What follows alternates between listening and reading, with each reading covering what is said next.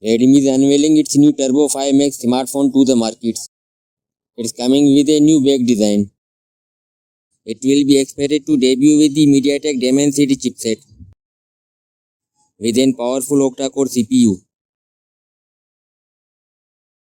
And internal memory will be 512 GB.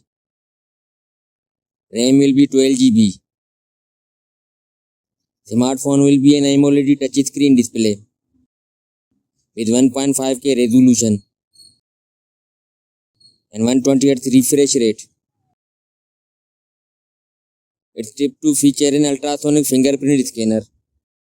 It is rumored to house a 7500 mAh to 8000 mAh battery. Leak says a 50 megapixel primary camera with OIS leads the setup.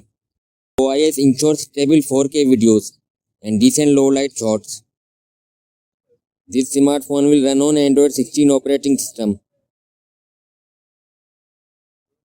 That's all for now. Guys, subscribe my channel for more latest videos. Thanks.